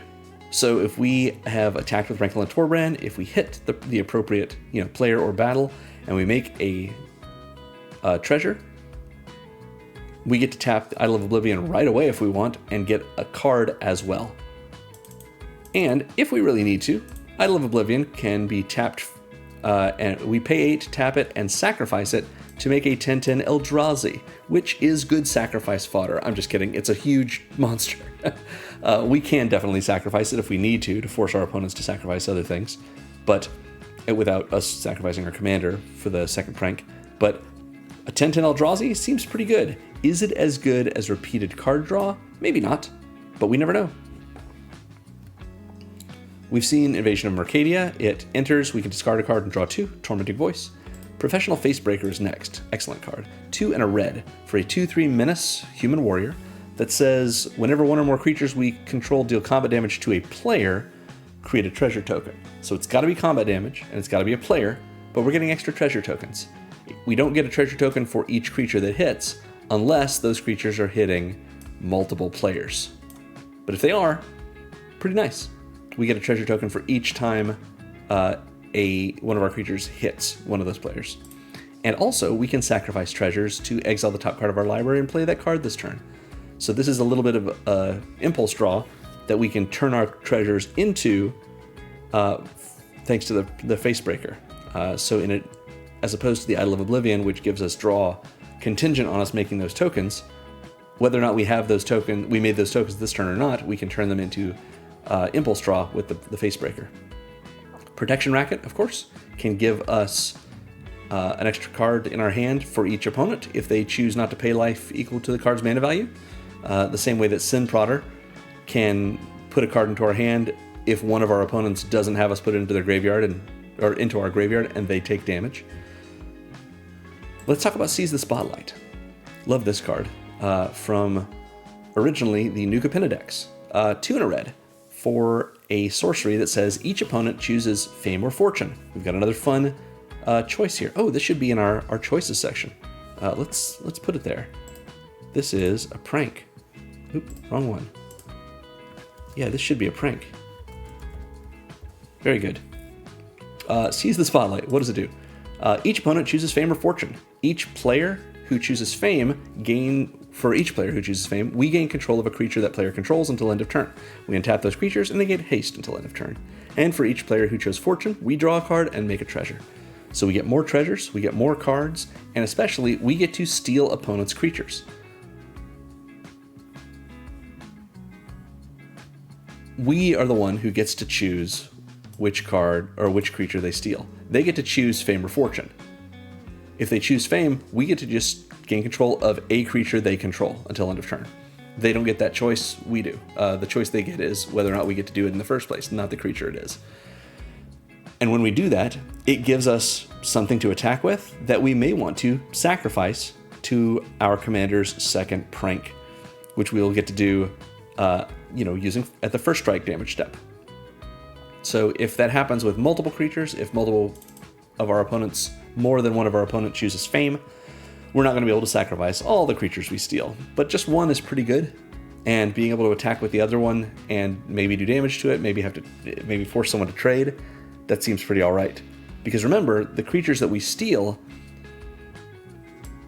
don't have to attack their controller. We can attack anyone with those things. It may be the case, who knows, that we're able to steal an opponent's commander who has done a huge amount of commander damage to one of our other opponents. We may be able to kill that other opponent with commander damage from the creature that's doing the commander damage that isn't ours. Seems like a lot of fun. And even if not, a card and a treasure token for each opponent sounds pretty great for 3 mana. It's sort of, if we've got three opponents, at the worst case scenario, it refunds us for Seize the Spotlight. This card is terrific. We've seen Theater of Horrors. It can give us cards in exile that we're able to play sometimes. Brazen Cannonade, if we attack with a creature during our turn, we can get a card for the next turn in exile that we can cast. Ensnared by the Mara. Similarly, we can play cards from our opponent's decks, possibly. Garna can give us card draw if one of our attacking creatures dies. Invasion of Kaldheim, of course, exiles our hand, that we can play those this turn, but we then draw a replacement hand. Mob Verdict, if our opponents choose us or vote for us secretly, then we get to draw cards. Reign of Riches is next. For 3 and double red, we get an enchantment that says when it enters, we make 2 treasures. And the first spell we cast each turn with mana from a treasure has Cascade. So Cascade, if you haven't seen it, means you flip cards off the top of your library until you hit a non-land card that costs less than whatever spell you cast that has Cascade. So if you cast a 4 mana spell, let's say, using mana from a treasure while Reign of Riches is in play, you Cascade into something that costs 3 or less. Then we can cast it without paying its mana cost as part of that, and everything we flipped over other than that goes on the bottom of our library in a random order. That is the first spell we cast each turn that included mana from a treasure. That doesn't mean the first spell we cast, period. We can cast 2 spells and then use mana from a treasure on the next spell, and Reign of Riches will trigger. It's just if we use mana from treasures on 2 different spells, Reign of Riches will not trigger on the second one we do that for. But yeah, Cascade gives us card advantage because it lets us cast free spells. Finally, Invasion of Fiora, of course. The backside, Marchesa Resolute Monarch can give us some card advantage in this way. If we haven't been dealt combat during our last turn, during our upkeep, we draw a card and lose a life. So that covers our card advantage section. Let's look at acceleration. Again, it's acceleration, but I've just keyworded it as ramp. So we're going to start with Beamtown Beatstick. This is an equipment. We've got a couple of equipment in this deck, which we'll talk about soon. For a single red, it equips for 2, and it gives equipped creature +1/+0 and Menace. And whenever the equipped creature deals combat damage to a player or battle, same things that combat damage can be dealt to in order to trigger our commander's pranks, we make a treasure token. So this is bonus treasure for us if we put this on our commander, and makes our commander a flying first strike menace creature. In addition to having haste, of course. So I was blanking on the last the last ability. So flying and menace, 2 great evasion abilities that go great together, plus the first strike. And we make extra treasures, so that gives us a little bit of ramp. Soul Ring is next. Everyone knows Soul Ring. Taps for 1, or costs 1, taps for 2. You want it in your deck. I like to put Wayfarer's Bauble in decks that otherwise struggle with land ramp. For 1 generic mana, it is an artifact that if we pay 2, tap and sack it, we ramp it growth. We search for a basic, put it on the battlefield tapped, and shuffle. Fixes our mana, gives us the land ramp we need. It did cost 3, but we can pay those over the course of 2 turns. It's good. Arcane Signet, of course, also we definitely want it in our more than 1 color decks. Sometimes any of our decks that have at least 1 mana or 1 color of mana in the commander's color identity. Cost 2, taps for mana of any color in our commander's color identity. 2 mana rock, makes red, makes black, we like it. Similarly, we have Charcoal Diamond and Fire Diamond. These are both the same, except one makes black and one makes red. They are both a 2 mana artifact that enters tapped and taps for mana. So even though they're a little slow, we have a 5 mana commander. So it's okay for it to come in a little slowly and give us consistent mana as we go. Rakdos Signet, also a 2 mana rock. It comes in and it can tap for black and a red if we pay a mana into it. So it's not actually giving us more mana than we're putting into it. Like we're still tapping, let's say, a land to pay for this and getting 2 mana out of it. So we've tapped 2 mana sources and gotten 2 mana, but it does fix our mana. And again, 2 mana rock works great even if it is, you can't tap it on its own. If you want a slightly more dangerous version of this, you could definitely run the Talisman, the Rakdos Talisman. It's not called Rakdos Talisman, but the Rakdos colored Talisman instead of the Signet. I just think the Signets work better for the kind of budget decks I build. Next is Crime Novelist, really fun. 2 and a red for a 1/3 Goblin Bard, so cute. It says whenever you sacrifice an artifact, put a 1/1 counter on this creature and add a red mana. So every time we sacrifice a treasure, we're getting whatever color mana we got from the treasure plus a red while the Crime Novelist is in play. And the Novelist is getting a little bit bigger. They're getting better at writing their novels. So a little bit of a kickback, or a benefit, a payoff I should say, for the kind of thing we're already doing in this deck. Next is Glittering Stockpile. Love this card. Glittering Stockpile is 2 and a red for an artifact treasure. This is a treasure. We can tap it for red and put a stash counter on it, or we can tap it and sacrifice it to add X mana of any 1 color where X is the number of stash counters on it. So every time we tap it for red, the pile gets bigger and bigger and bigger. And then we can crack it as a huge treasure that makes a lot of mana of only 1 color. But what's really great about Glittering Stockpile is that with Reign of Riches, Glittering Stockpile makes mana from a treasure. So Reign of Riches will trigger and give our first spell with the mana from the Glittering Stockpile Cascade. We don't have to spend the treasure. We don't have to crack it in order for it to count. The same is true of Alchemist's Talent's level 3 ability. Whenever we cast a spell, if mana from a treasure was spent to cast it, Alchemist's Talent is going to do damage equal to the spell's mana value to each opponent. And as long as we cast that spell with Glittering Stockpile mana, Alchemist's Talent will trigger that way. So very nice little synergy from Glittering Stockpile, and it's a 3 mana rock. That's not bad. Of course, Seize the Spotlight. If our opponents choose Fortune, we draw cards and make treasures. Alchemist's Talent makes us treasures and makes our treasures better and makes our treasures burn our opponents. And Reign of Riches cascades with our treasures and makes 2 treasures. So all of these things are making treasures and therefore can ramp us a little bit, even if temporarily. Next, we have our interactions section, which again I've just tagged as removal for simplicity. I talked about Lightning Bolt. We've got to run Lightning Bolt. We love Lightning Bolt. Good removal. Next we have Feed the Swarm. I like this a little bit better than the new black card that can destroy enchantments from Duskmourn. 1 and a black for a sorcery that says destroy target creature or enchantment an opponent controls, and then we lose life equal to that permanent's mana value. So we're willing to pay life. We're willing to make our fun choices. It lets us get rid of enchantments, which we can't generally do otherwise, and it lets us get rid of creatures. Seems good.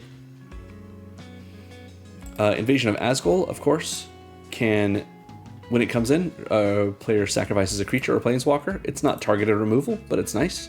Invasion of Tarkir is targeted because when it comes in, it can do 2 or 4 or maybe more damage to any other target.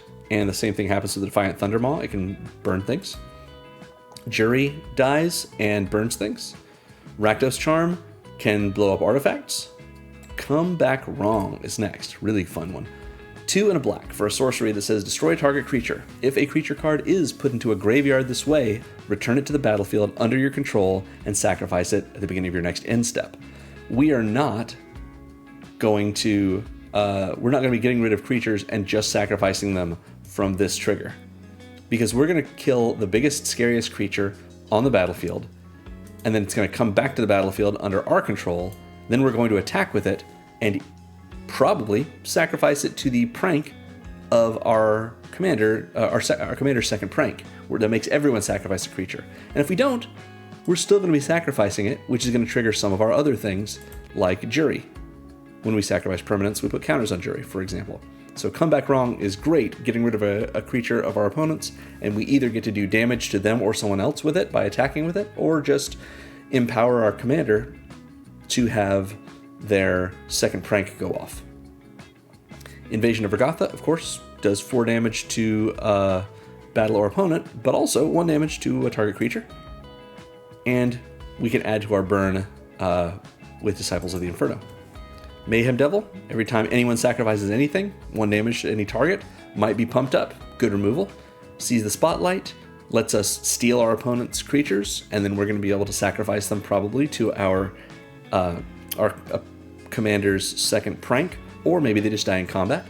Star Athlete, we either force someone to sacrifice something or they take 5 damage. Unlicensed Disintegration, we kill a creature. Invasion of Innistrad, give a creature -13/-13. Midnight Crusader Shuttle, we can again either make someone sacrifice a creature or we steal that creature and we can sacrifice it ourselves. Sanguinary Priest lets us do damage to any target, which of course, the same as Mayhem Devil, can kill things. Invasion of Volgrotha does damage to any target. And the Dalek Emperor has our opponents either give us a Dalek or they sacrifice a creature they control. So not all of this is very hard and fast straight removal, the way that Lightning Bolt and Feed the Swarm are, but being able to stack sacrifice and on top of sacrifice and top of sacrifice can definitely build up with our opponents unless they're running a whole lot of treasures, and in that case, we've got Rakdos Charm for them. Finally, in this support section, let's look at our sweepers. We're running 3 Wraths, which we've seen all of already. Invasion of Karsus does 3 damage to each creature and each planeswalker, so a damage-based Wrath that can be pumped up by our commander. Mob Verdict can do 2 damage to a player and each creature they control. It might happen multiple times, and it certainly can be pumped up by our commander. And Invasion of Fiora is a more traditional Wrath, either destroying all legends, all non-legends, or both. So let's go into our supplemental sections now. We've seen our treasures with one exception. I'll just blow through all of the ones other than Magda real quick. Beantown Beatstick, when we do combat damage with the equipped creature, it makes treasures. Pain Distributor gives every player a treasure when they cast their first spell each turn. Professional Facebreaker gives us treasures when we do combat damage with our creatures to players. Seize the Spotlight can give us card draw and treasures. Oh, we haven't seen Swashbuckler Extraordinary. We'll talk about that in a moment. Of course, Alchemist Talent and Rain of Riches both enter and make 2 treasures. They're just tapped with the talent. So let's talk about Magda the Horde Master. For 1 and a red, we have a 2/2 Legendary Dwarf Berserker from Thunder Junction that says whenever we commit a crime, create a tapped treasure token. This ability triggers only once each turn. A crime just means targeting an opponent, anything they control, including a spell in the stack, which we're not really doing much in this deck, but it counts, and or any cards in their graveyard. Whenever we say every opponent, if we have an effect that says each opponent deals, or Bolt Wave does 3 damage to each opponent, that is not a crime because it does not target. Each opponent sacrifices a creature. The word target is not in those effects. It's not a crime. Lightning Bolt deals 3 damage to any targets. If we exile with the Invasion of Innistrad, Deluge of the Dead, a card from an opponent's graveyard, that's going to target, and it's in a graveyard, so it's a crime.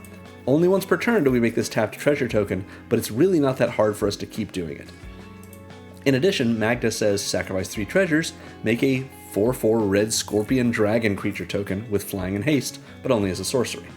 So this is another dragon that Invasion of Tarkir can care about. And we might be able to make multiple ones of them. 4/4 flyers for the cost of 3 treasures, pretty okay. Also, we have Swashbuckler Extraordinaire. 2 and a red for a 2/2 Dragon Rogue Warrior from Baldur's Gate. This is our other dragon in the deck for Invasion of Tarkir. It says when it enters, it makes a treasure, so we get a treasure. And whenever you attack, you may sacrifice 1 or more treasures, and if you do, or when you do, that many target creatures gain double strike until end of turn.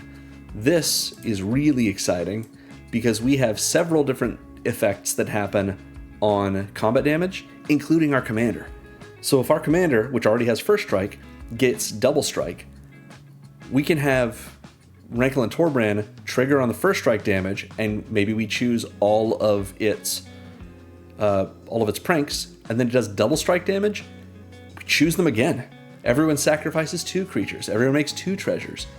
All the damage we do post combat is going to be amplified by 4.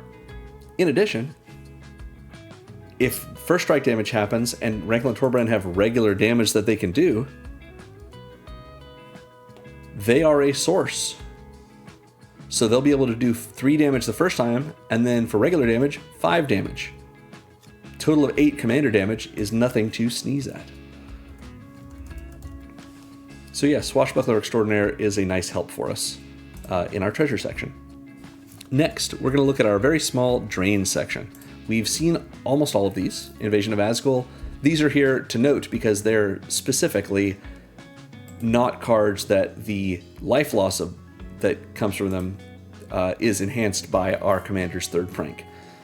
So, Invasion of Azgul comes in, a player sacrifices a creature or a planeswalker and loses a life. That's not enhanced by Rankle and Torbran's 3rd prank.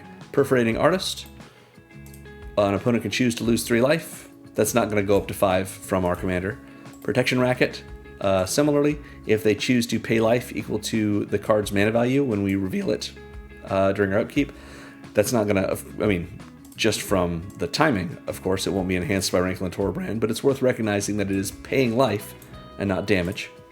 Finally, Mirkwood Bats, just very good in this deck. 3 and a black for a 2/3 flying bat from Lord of the Rings. Whenever we create or sacrifice a token, each opponent loses 1 life.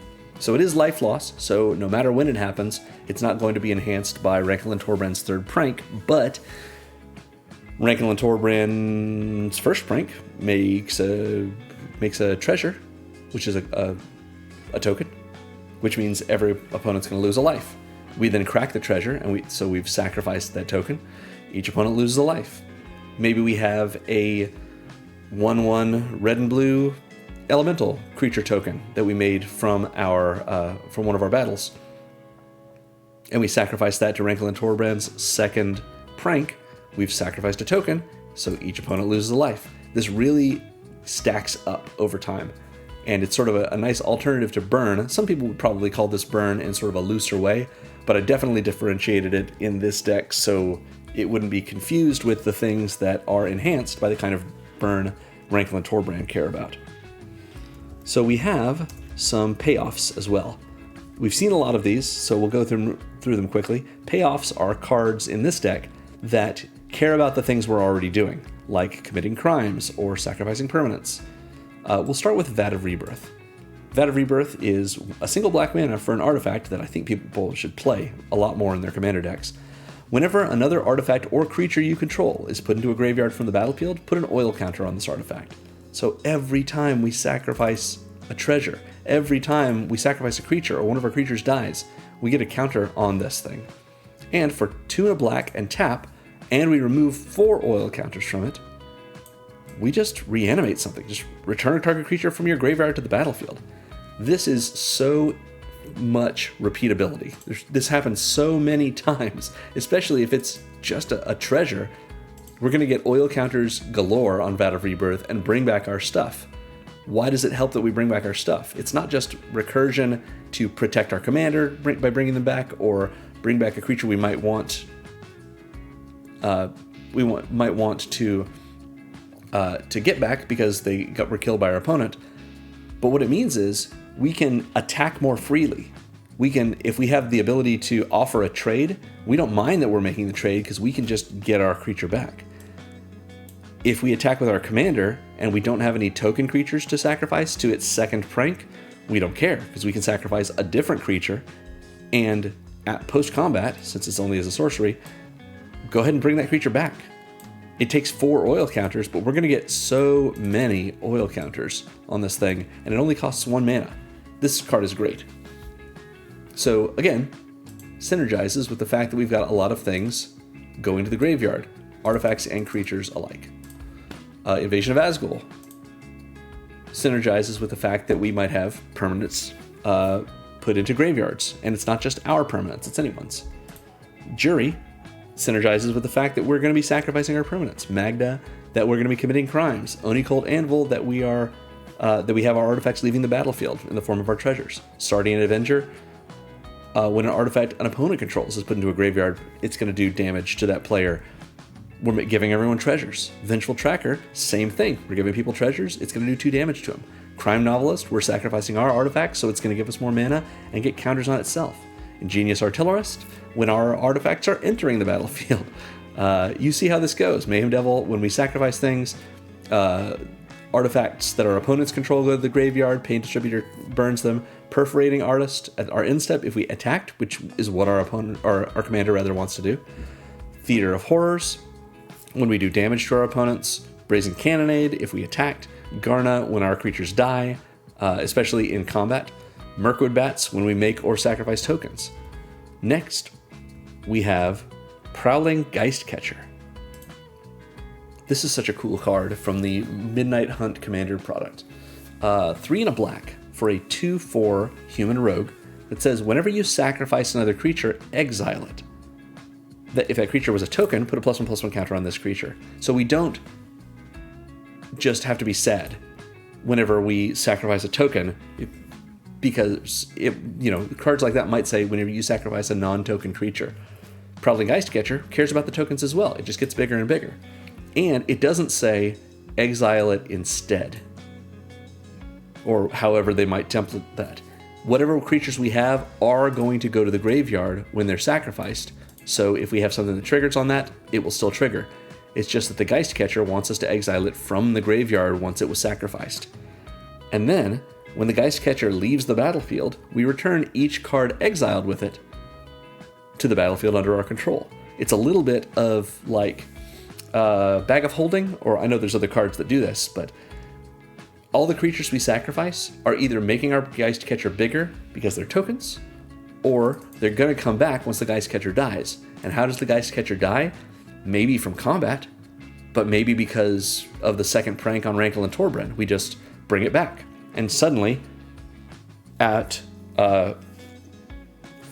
first strike damage, we suddenly have all these creatures back into play, and our opponents have you just couldn't expect it.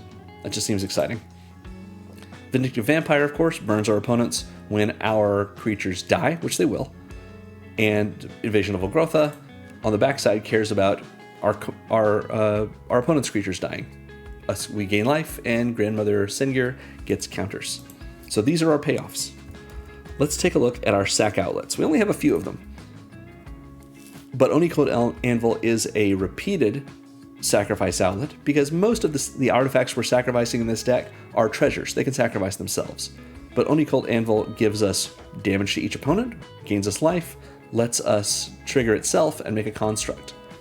Professional Facebreaker, of course, lets us sacrifice treasures beyond just making mana. Instead, we can turn them into card advantage. And Swashbuckler Extraordinaire lets us sacrifice treasures when we attack to give our creatures double strike. These are great outlets for any artifacts that we might want to sacrifice, treasures or not. Or treasures or not. There we go. Next, I have a section called Fodder. These 8 cards are meant to give us things to sacrifice to specifically our commander's second prank, making everyone sacrifice a creature. Technically, Idol of Oblivion can do that. If we make this Eldrazi creature token, maybe we want to.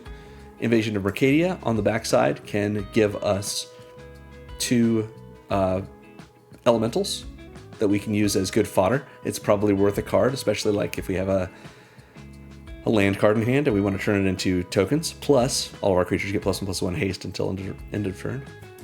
Oni-Cold Anvil, as we saw, can not just sacrifice artifacts, but it makes these 1/1 construct artifact creatures that we can sacrifice. Come Back Wrong steals a creature from an opponent after destroying it, and then we can use that as fodder. Seize the Spotlight also lets us steal creatures from our opponents, only for a turn, but that's all the time we need to make them into fodder.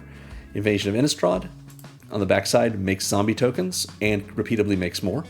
Midnight Crusader Shuttle similarly similar to Seize the Spotlight, steals our opponent's creatures, so we can use those as sacrifice fodder.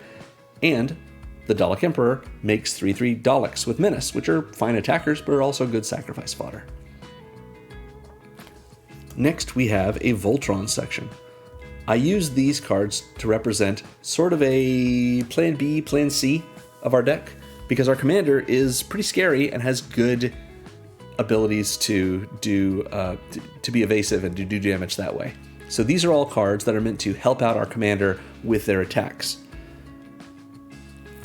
Beamtown Beatstick, as we've already seen, gives +1/+0 and Menace. So First Strike, Flying, Menace, Haste on our commander, pretty good, and makes a treasure when it does damage to a player or battle.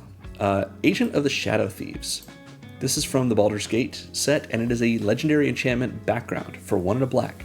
It says commander creatures you own have, whenever this creature attacks a player, if no opponent has more life than that player, put a +1/+1 counter on this creature. It gains Death Touch and indestructible until end of turn. So this means we have this just sitting on the battlefield as an enchantment, and whenever Rankle and Torbran are in the battlefield, they gain this ability. This is the important part of it. If no opponent has more life than that player. So we have to, in order to get this entire trigger, because this is an intervening if clause, and the entire trigger will not trigger if this is not true when the ability would trigger. But if it is true, meaning if the opponent we're attacking either has the most life or is tied for the most life, then Rankle and Torbran will get a 1/1 counter and will become indestructible and gain Death Touch until end of turn. Death Touch, as I've mentioned before, is kind of like evasion, because our opponents will have to say, well, we do have flying blockers, but we know your commander is indestructible until end of turn, and we know if we block it, whatever we block it with is going to die, unless of course they have a flying indestructible blocker of some sort. So they'll say, we can either sacrifice our creature or just take the damage. And oftentimes they'll just take the damage, even with Rankle and Torbran and them knowing they're going to have pranks that they have to deal with in the process. But if they have 2 creatures in play and 1 can block, they might just choose not to block because they can then sacrifice the other creature rather than lose the creature that they would have blocked with to the Death Touch ability. Plus, it makes Rankle and Torbran a little bit bigger, and I don't think it's likely that we're going to win with commander damage with this deck, but you never know. Pretty chaotic. I like Silver Shroud Costume. I think it's the best one of these kinds of effects in the game. For 2 generic mana, we have an equipment with Flash and Equip for 3 that says when it enters, attach it to target creature you control, and that creature gains Shroud until end of turn, which means it will come in and snap on, it's called, to our commander. We use this, whenever we want, of course, but especially when we want to protect our commander by giving them Shroud, which means it cannot be the target of spells or abilities. That includes our own spells or abilities, at least until end of turn. So a little bit of protection, but most importantly, equipped creature can't be blocked. So Rankle and Torbran already has flying, What about something better than flying? What if they have flying blockers? What if we're against a Dragons player or an Angels player? We want to be able to get in and do our damage, even if we're attacking a battle. They might block us, so we want to ensure that they can't, and can't hurt our commander in the process. Next is Blood Mist. I really think this card is fun in this deck. For 3 and a red, we get Blood Mist. It's an enchantment that says, at the beginning of combat on your turn, target creature you control gains double strike until end of turn. Like I said, we're probably not winning with commander damage, but you never know, and this doubles up on our commander's on damage trigger, like I mentioned before.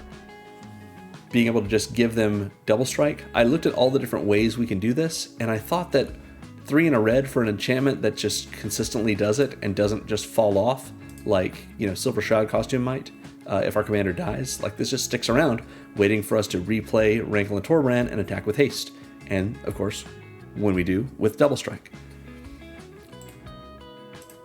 But an equipment isn't a bad way to give double strike, in the form of Leyline Axe. Leyline Axe is a 4 generic mana equipment that equips for 3 and gives equipped creature +1/+1, double strike, and trample. Double strike and trample is really great because it means that our commander goes up to a 4/5. It will double strike, probably killing whatever it hits, and hopefully at least once from the double strike, trampling over and doing damage to our opponent. It doesn't have to do all of its combat damage to a player in order to get its trigger. So we get double triggers this way from the double strike, we hope. But in addition, Leyline Axe is, I guess, a leyline. So it says, if this card is in your opening hand, you may begin the game with it on the battlefield. This is a before the beginning of the game action. So being able to have this axe just start in play and be threatening to our opponents, or maybe we equip it to something else while we're waiting to get our commander out, seems pretty threatening. That is our Voltron section. Let's take a look at the ways we can protect ourselves and our commander. Really, it's just 2 of the things we've already seen. Just worth bringing up here because in the considering section I mentioned at the bottom, there are a lot of other cards, and they're also tagged. There are a few protection cards there that aren't in this deck proper. So Agent of the Shadow Thieves can give protection because it gives our commander indestructible, and Silver Shroud Costume can protect our commander by giving up Shroud until end of turn. We also have a Recursion section, which we've seen 2 of these cards already, but we'll talk about the 3rd one as well. Vat of Rebirth, terrific Recursion, just keeps bringing creatures back as long as we've got enough oil counters on it. And Prowling Geistcatcher means that whenever we sacrifice our creatures, we're going to be able to bring them back later once the Geistcatcher itself dies. We also have the Foundation's version of Alesha who laughs at fate. 1, a black and a red for a 2/2 legendary human warrior with first strike. It says whenever Alesha attacks, put a 1/1 counter on it. So Alesha attacks as a 3/3 first strike, base.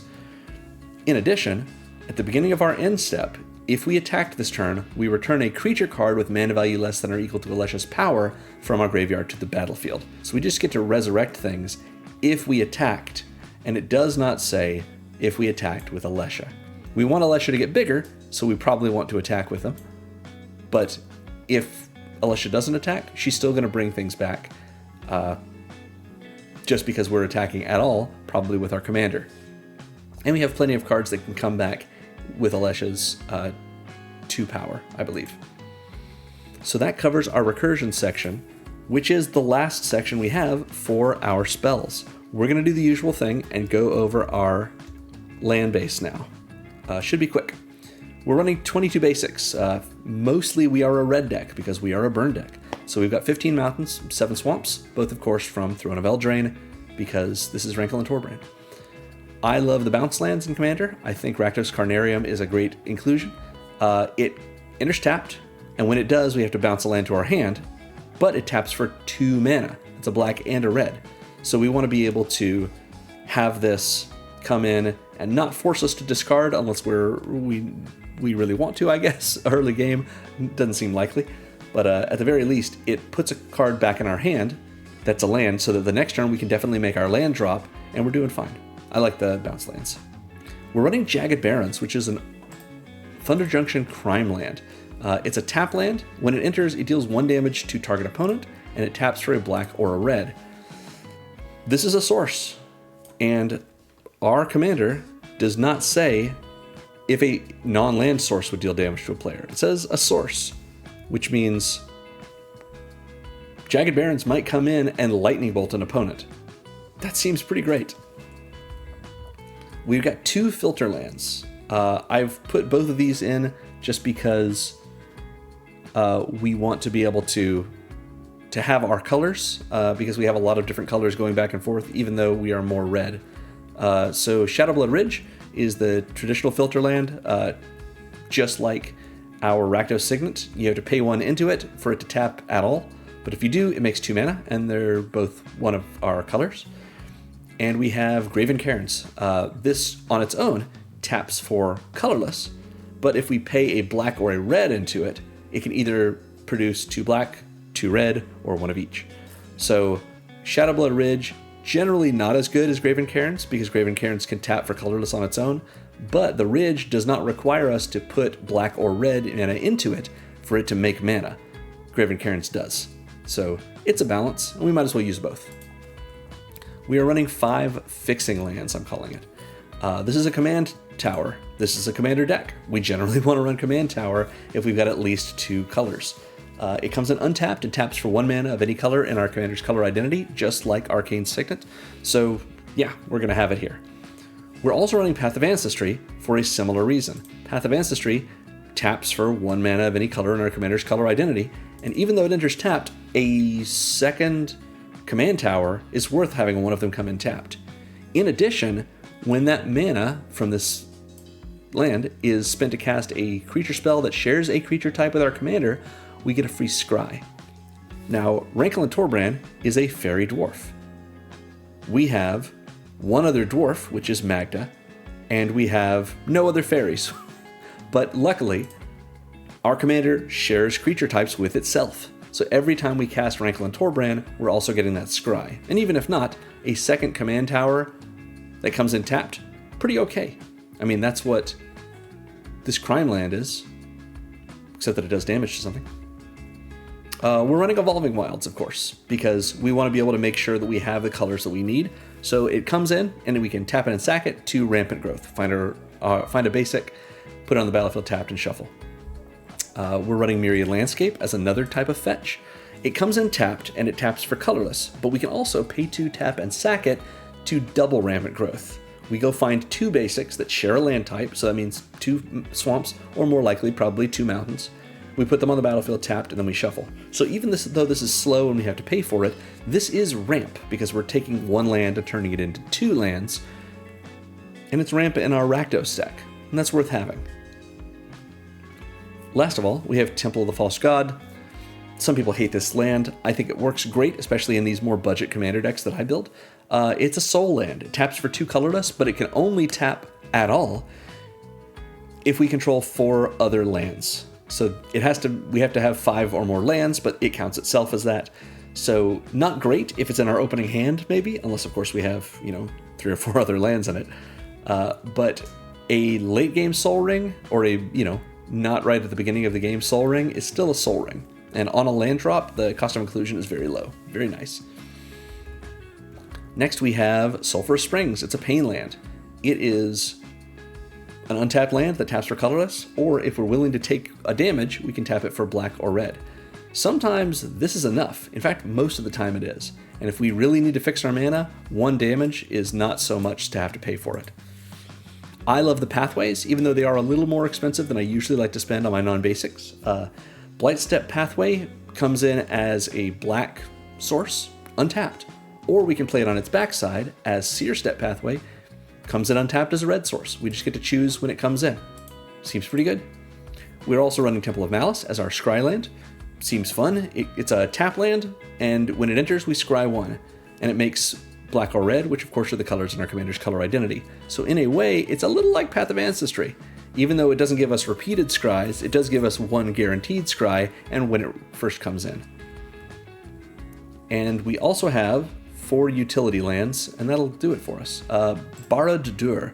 Forgive me, Lord of the Rings fans, if I can't pronounce Barad-dûr. Barad-dûr is a legendary land that enters tapped unless we control a legendary creature, of which we have many. We have Jury, we have Alesha, and of course we have our commander. It taps for black, and we can pay double black, we can pay XX black and tap it to amass Orcs X, which is only possible if a creature has died this turn. So that means at the worst, we pay 3, 2 of anything and a black to amass Orcs 1. Now, what is amass Orcs? Amass is a mechanic originally from War of the Spark that they brought back in Lord of the Rings. That means we will, if we don't have any armies, any creatures that have the army type, which in this deck we don't, we will make a 0/0 Orc army creature token and put X counters on it. Every time we amass Orcs X, we're going to put that many counters on any army we have. So if we don't have one, we will make a 0/0, put that many counters on it, and now we have that. If we were to do this again, when we already have an Orc army token, we'll just be putting more counters, X more counters, on that same token. So while it is true we can make this into a big token, the reason I put this in the deck is so that we can just spend 3 mana and tap our land, so we're basically tapping 4 lands, to ensure we always have a 1/1 we can sacrifice to our commander's second prank. It's always great to be able to make our opponents sack their creatures, so we want to make sure we have a creature we can do that with without having to sacrifice Rankle and Torbran themselves. Barad-dûr lets us do that if we've got the mana to do so. I like to run Demolition Field in most of my decks just because while I don't, smile on land removal, especially mass land disruption, Demolition Field it's nice to have one card in your deck that can deal with an annoying Glacial Chasm or Maze of Ith or even a Rogue's Passage or maybe a Barad-dûr if they have Barad-dûr as well. Demolition Field comes in untapped, taps for colorless, and we can pay 2, tap and sack it to blow up a non-basic our opponent controls. Then they get to search for a basic and put it into play untapped, and we get to do so as well. So neither of us are down a land, we've just gotten rid of the most annoying non-basic in play, and we at least both get to maybe fix our mana, maybe find something that lets us keep playing, and it comes in untapped. It's nice. Midgar, City of Mako, from the Final Fantasy set, is a tap land. Comes in tapped, taps for black. That seems okay. But it also has an adventure, a sorcery called Reactor Raid. Reactor Raid says you may sacrifice an artifact or creature, and if you do, draw 2 cards. Gives us a way to sacrifice things, nice little outlet in case we have extra artifacts and creatures lying around, like for example, a treasure. Paying 3 mana and sacrificing a treasure to draw 2 is pretty great. But how do adventures work? I know you're wondering. Oop. Didn't want to go to take a look at it. We'll take a look back at Midgar now. How do adventures work? The way it works is while Midgar is in your hand, it's sort of a modal choice. You can either play it as a land for your land drop, in which case it'll come in tapped, or you can cast it as a sorcery, as Reactor Raid. If you cast it as a sorcery, it will, as it resolves, go to exile, and you can then play it as a land whenever you can make a land drop, either that same turn or a different turn. However, if you play it as a land, you cannot then use Reactor Raid. Reactor Raid only works while it's still in your hand. Finally, we have Rogue's Passage. Rogue's Passage in this deck, in a deck where you care about having your commander do combat damage to, well, do combat damage at all, but especially to players and to battles, is a nice little extra piece of repeatable unblockability. It comes in untapped, taps for colorless, and we can pay for and tap it to make target creature unblockable this turn. So it doesn't have to be Rankle and Torbran. We've got a lot of other creatures that can do great damage, especially when they get really big. Need I mention the big 10/10 Eldrazi token we can make? Or maybe Jury, when Jury's gotten quite large? But hitting with Rankle and Torbran especially is going to ensure we get our triggers, which is what the deck is built all around. So that sums it up. Again, I'm making decks for every legend from March of the Machine, so let me know in the comments if you'd like to see a specific commander or deck style. And that should do it. Thanks for watching, everyone. Make sure to like and subscribe, and remember, magic is fun. You should play more Magic.